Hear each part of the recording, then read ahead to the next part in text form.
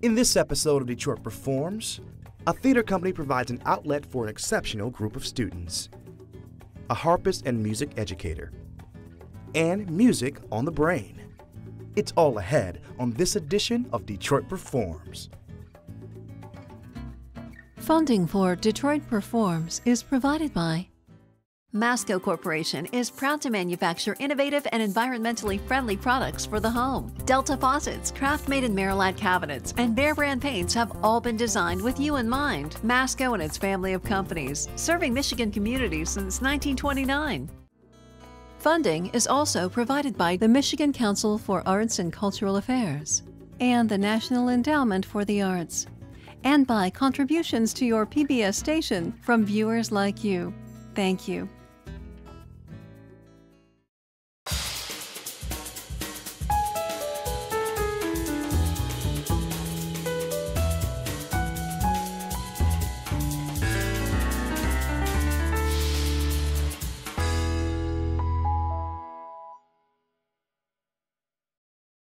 Hello, and welcome to Detroit Performs. I'm your host, DJ Oliver, and today I'm at a venue that embodies the creative and collaborative aspects of Detroit.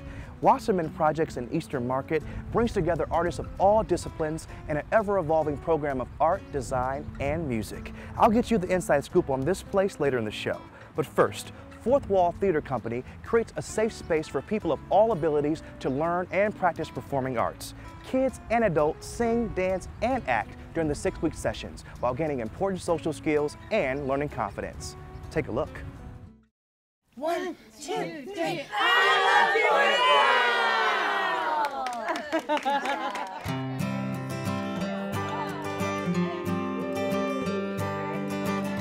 now! Art is extremely powerful. It's a language when sometimes we don't have a language at our disposal. We just thought it was a great opportunity to get her with other children and to make more friends. We just wanted her to have the opportunity to do something extracurricular in a really safe place where she didn't have to always feel like she has to be measured. And it allows her just to be her, to do whatever she feels that's good. They have a gift, and Fourth Wall brings this gift out and brings this gift to the stage. Be safe, it means sit up and be brave and do this thing right now. Make me really happy. Anybody can do a Fourth Wall class. Our motto is theater is for everyone, and so we do deal primarily with students with special needs. Our mission is to empower students, to teach them about theater, and to teach them life skills through theater. We have a place where these kids, these adults, these students can perform in a safe environment. They get to become the creative directors, and they really get to seize control of a part of their life. Fourth Wall is kind of fun.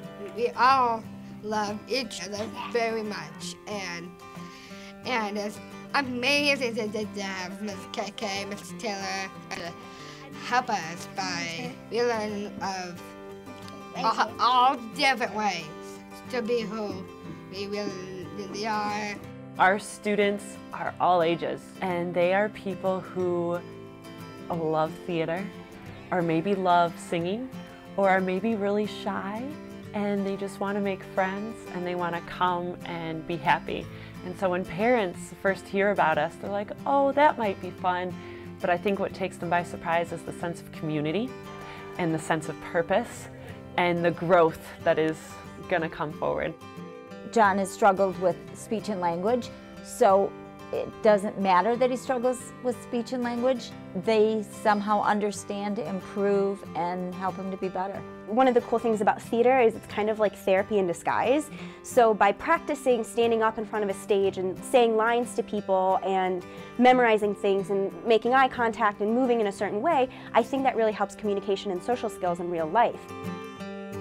This program is unbelievable because I've seen the progression of all the kids as when they first started to what now. You'll have to see it to believe it. Fourth Wall has a couple of very simple rules that we always like to go over at the beginning of class. We have an incredible team of instructors. Some of them have more of a theater background, and some of them have more of an education or special ed background. And then what we essentially do is cross-train them so that we've got this amazing team of people who can pair up and work together. I don't know if I learn more than they do, to tell you the truth. I mean, we keep it open, we keep it exciting, we try to change it up with each class. I always try to include laughter, like when we start our welcome circle. Hello, friends. Hello. I think of the welcome circle kind of as family, and so we always try to be inclusive, kind, so that we're all able to take chances and do some goofy, funny things. It gives them a second to just have the spotlight. You know, say their name, and then we always pick a question of the day. What do you love most about Fourth Wall? Everything. I love performing, and I love to be with Miss KK. And what else? For fun. And then depending on where we are in our 6-week or 8-week course, we're either writing a script, we're talking about character development, we're learning the basics of theater, starting with the 3 different kinds of performance art: acting, singing, dancing. It's My favorite thing to do is when they especially have someone. Roll it! 1, 2, 3, get the shot! We try to get modern songs that the kids will really enjoy and already know. Today we did the Can't Stop the Feeling. I can't take my mind off of it, moving so phenomenally. We try to have it be difficult enough to where it'll challenge some of our students that are a little bit more mobile, and then also have it simple enough to where the students who might not be able to do as much, we try to have an easy gauge on all of that.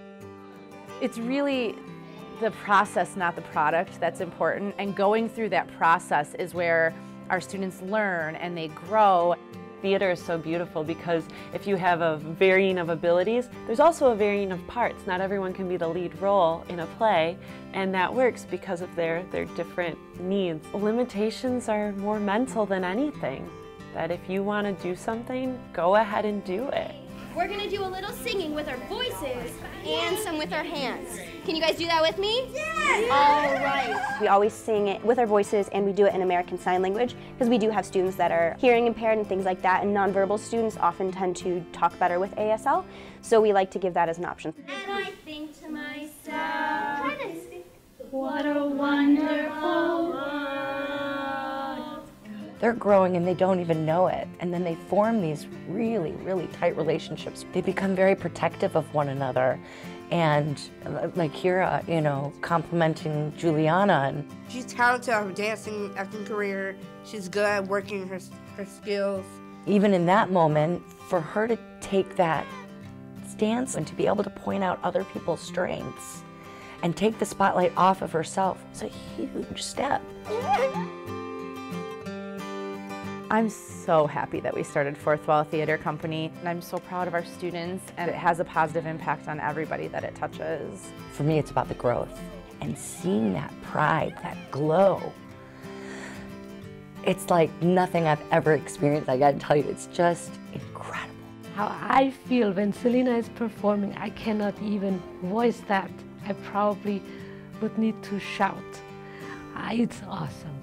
I hope they'll walk away with more confidence because they've been on stage, because they've performed, because they've learned that in life we have butterflies. And when we have butterflies in our stomach, we put them on our shoulders and they become our wings to make us fly.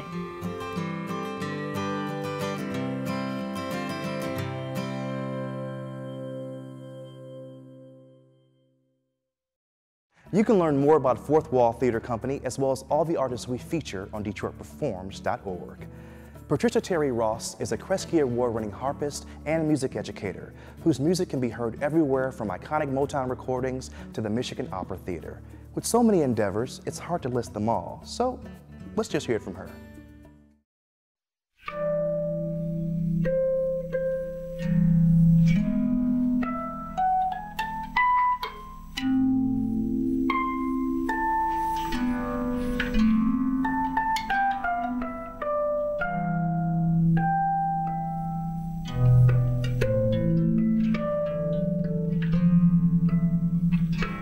Each year, the Kresge Foundation honors a single artist with an Eminent Artist Award. The award recognizes 3 dimensions of a person's contributions.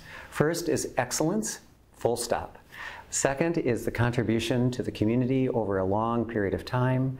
And third is the elevation of an art form of particular importance to our community.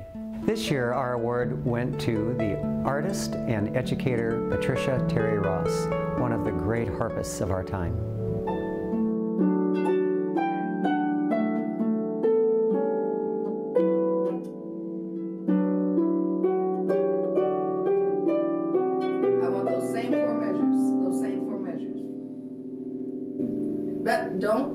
The reason I'll tell you, I heard buzzing along the way. You try to remember to keep this angle so that you don't hit the back of fingernails. As long as you turn over and replace that, when you do a turnaround thing, it's gonna hit the back of a nail and it'll buzz. Pat's educational career is absolutely breathtaking. For over 3 decades, she's led the Cass Tech High School harp and vocal ensemble through extraordinary performances, experiences, and educational opportunities. She continues to mentor and guide students to this day. Every possible thing that we can do that gets little people, young people involved, and to experience the joy that they get from accomplishing the discipline that you get, to have to learn a piece and to have it performed well. That's something that if they're serious about it, they and their parents will want to pursue, where can I take my kid to be able to get this kind of exposure? And of course, we know that we are losing so many programs in Detroit. I have an older sister who began studying the harp at Cass with Pat's predecessor, Velma Froud. And so I was aware of the program and of the instrument, and I knew that I wanted to attend Cass Tech. And I don't think I was so much impressed by the thought of taking lessons with my sister's teacher, but when I saw Pat, who came in on the last semester of my sister's senior year, when I saw her, I thought, oh my, she is so put together, and she's talented, and she's an African-American woman, and she plays this glorious instrument.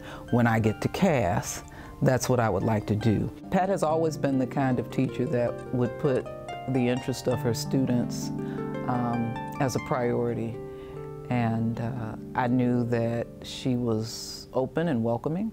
So when I got to Cass and they put me in the band class, I decided I didn't want to be there, so I went across the hall to the harp studio and asked her if I could enroll in harp, and she said yes, and just hands-on all the way with her students. And no gesture. It's just moving a straight line. Remember when we first learned to play fast arpeggios? I said, it's not, cut out the gesture. You want to just, because it's going to sound, it's going to sound like it on a piano, it would be played all by one hand. But we can't do that. So we have to go, and how you place precisely makes that happen. Pat has been heard for decades by the audiences of the Detroit Symphony Orchestra and the Detroit Opera Theater Company. There was an article in the paper or something about DSO Harpist is retiring.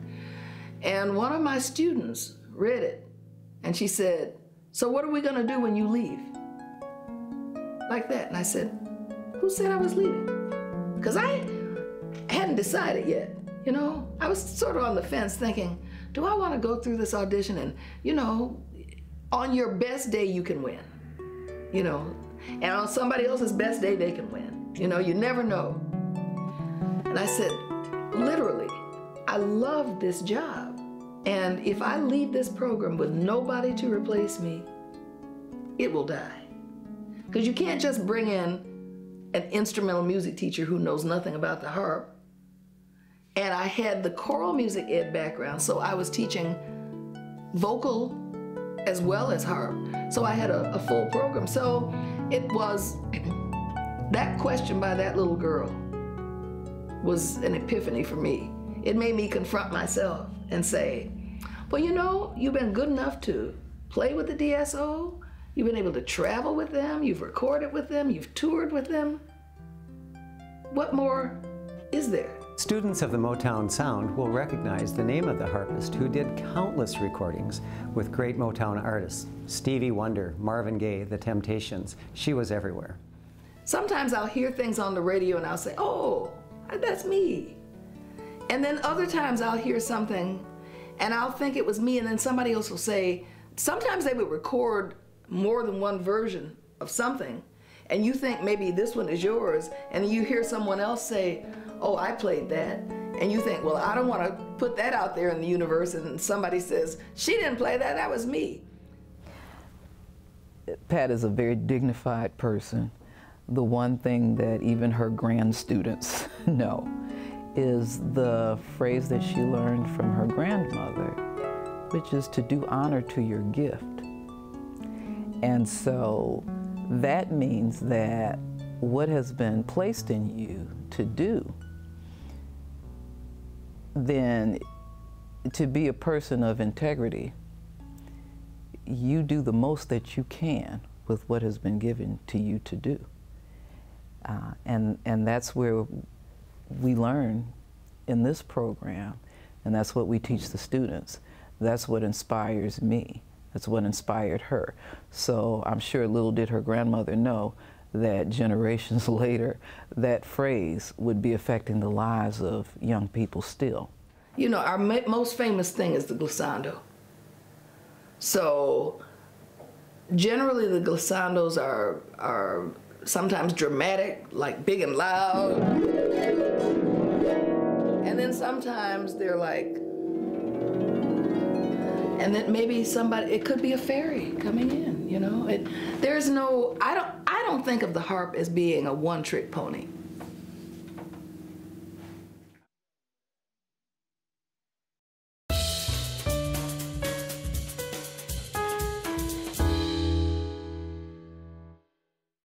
What's up, guys? I am here with Alison Wong, the director of the Wasserman Projects. How you doing, Alison? Hi, DJ. I'm great. Thank you. All right, so tell us a little bit about the history of the Wasserman Projects and how did it come about? Absolutely. So we opened in 2013. The gallery was founded by the owner, Gary Wasserman. And Gary saw the energy of everything that was happening here and decided that he had to do something about it and be a part of it and help build the arts and culture here in Detroit. I like to hear that. Yeah. All right, so what kind of events or exhibitions do you guys host here? We host a number of different things. We're set up like more of a cross between a gallery and a museum space. So we host about 3 to 4 major exhibitions annually. These exhibitions feature artists working here in Detroit and all over the world. And with that, we also host a series of programs, concerts, performances, artist talks, and other events like that. All right, so why Eastern Market? Why is it important for you guys to be here? Eastern Market is incredibly important to our mission, to the goals that we have with our programming. One aspect of that is creating a diverse urban experience, being able to engage an audience that's coming down to the market to get produce, to go out to dinner, see a show. And so with that, though, the additional part that's very important is one of the major projects that we're supporting through the gallery. And that is a project by a Belgian artist, Koen van Mechelen, who works with the crossbreeding of chickens. So what's the deal with the chickens? Chickens is an amazing project. This is a project called the Cosmopolitan Chicken Project that has been going on now for over 20 years. It started with a crossbreeding of 2 chickens, national chickens, from different countries. Okay. And at its root, this project is a metaphor. It's a metaphor for diversity, both biological diversity as well as cultural diversity. I like that. So the chickens represent us as a people. All right, so lastly, what's the impact that you want the Wasserman Projects to have here in this community? The impact is multifaceted, but I think the goal is to have people experience art and have it resonate with them, so that it creates a new way of looking at the world around us, a new way of interpreting it, and the connections that we have with each other. Thank you. Now let's check out some upcoming events happening in and around the D.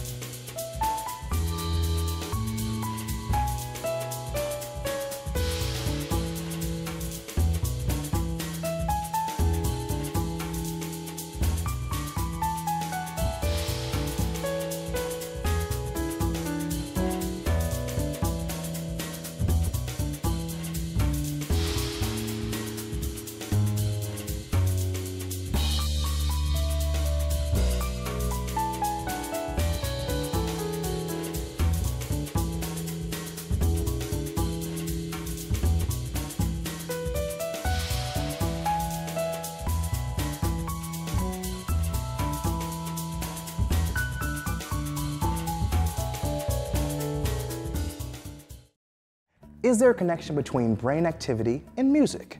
To answer that question, an organization partnered with a pediatric neurosurgeon to investigate the impact music has on developing minds. Here's the story. I always try to make sure that with Greater Learning Cares, we're on mission. If we can give our students something that helps to prepare them even better to receive what the teacher is saying in math and science, well, how do we do that? We've got to go precognitive, and precognitive is the neuroplasticity. Precognitive is let's develop the brain neural pathways a little bit differently. Music does that, and in particular, jazz is one of the forms of music that does it in a very nice way. It's critical almost that we allow people to know the importance of music as far as the brain is concerned. So I took 2 kids around the same age and did something called a functional MRI, and they listened to music while the MRI was being performed. Do you understand what it is we're going to do today? You're going to see how my brain reacts to different kinds of music. That's right. What I found was that one of the patients, the temporal lobes, which is their speech, there's language, there's a lot of higher executive functioning, there's memory. So these are areas that we use for our learning. And both of his temporal lobes lit up. When we look at the other patient, the temporal lobe is stimulated quite a bit more than the previous subject. Just from that, I went in blind. I didn't know either subject's background or anything. I was able to speculate that the patients whose areas had lit up was exposed to a musical environment at a young age, and that the other subject was not. When I got more information on them, it was true. The subjects whose temporal lobes really lit up had been exposed to more of a diverse background, was exposed at school to music, went to a private school, so had that exposure. The other subject, very bright, but however had not had that exposure in his public school setting. There was something happening in music class that helped me when I got back to regular class. And without that in our school systems, not that becoming less and less prevalent in our school systems, that's a challenge. If you expose a child to a musical environment early, then it's going to have a long-lasting positive effect as they get older and in every aspect of their life, not just they're going to be musically inclined, because they may not play an instrument, but when you look at their test scores, they're going to be higher than those who weren't exposed to that. Whether you are listening or playing, the improvisational nature of jazz connects someone to, again, I guess it goes back to that brain plasticity. You're now creating new pathways of your neurons that helps you to now receive the development part of self. I don't think your environment per se dictates that. I think you can be in the inner city and have that exposure to music. I think you can be in the suburbs. I think you can be in the country. And I think there's potential in every person, regardless of background or ethnicity or anything. There's potential. So we have to show them that there's potential. And I'm happy that we've been able to figure out a unique way of doing that in the conversation of M&M, music and mentoring, and in particular through jazz. And that's what Jazz in the Hills is all about. And that wraps it up for this edition of Detroit Performs. As always, for more arts and culture, head to DetroitPerforms.org, where you'll find featured videos, blogs, and information on upcoming arts events. Also, check us out on Facebook and Twitter. I'd like to thank the Wasserman Projects for having us out here today. Next time you're in Eastern Market, come check out this space. I'm sure you'll be inspired as soon as you enter that big red door. Until next Tuesday, get out there and show the world how Detroit performs, y'all. I'm DJ Oliver. Thanks for watching, guys.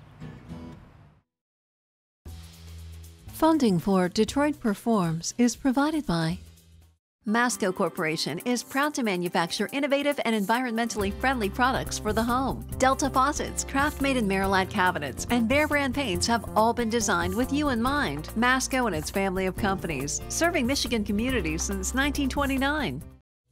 Funding is also provided by the Michigan Council for Arts and Cultural Affairs and the National Endowment for the Arts, and by contributions to your PBS station from viewers like you. Thank you.